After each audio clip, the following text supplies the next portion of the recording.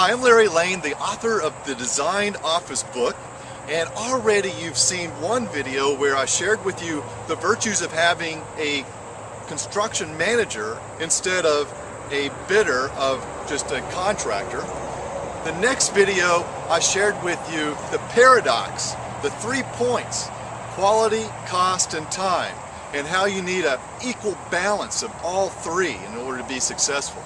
A little bit out of the balance, it's not going to be successful, and your office space is going to fail as far as failing to be the best it can be as a marketing tool for your business.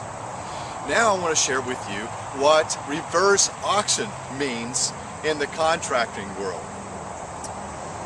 Reverse auction is basically, if you were to go along the lines with just bidding with a contractor, and you get 3 contractors to bid and they give you a price. So you look at all these prices, A, B, and C, and you find out that C is cheaper than all the other 2, okay? And then you go out to 3 more contractors and say, okay, this is the cheapest price that we found, can you beat it? So what that does is actually it undermines the integrity of the bidding process that you had before, and it also makes the product actually vulnerable to be just slapped together, because now the contractors are going to say, yeah, I can beat that, I'll keep an extra stud or 2 out, or I'll use a thinner gypsum board, or I'll skimp on here or there. You get what you pay for. Never, I'll say again, never reverse auction.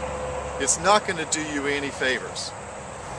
But I want to thank you again for coming along with me on these video journeys so I can share with you just a tidbit of things that you can learn from reading The Designed Office. Get yourself a copy. You can actually get it by just clicking on the Amazon.com button or the BNN, that's BarnesandNoble.com button. It's sold there. It's also sold at Lulu.com.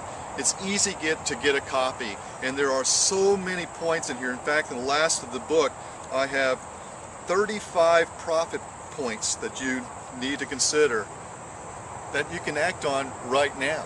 Even if you have an office space, what can you do to maximize the use of that office space? Also, there's things such as, how do you have an eco-friendly design? How can you make your office space brighten itself up with just a little bit of effort? How can you design even the lighting in your conference room or in your office space? And you know there's a difference of a task light and let's say in a conference room you need different lights for meetings, and you need another set of lights for PowerPoint presentations, another set of lights for if you had people in the conference room using their laptops, you know, and they're needing to see what's on the screen but still see a speaker. So there's a lot to consider, and how do you do that in a green design fashion? All that's talked about in here.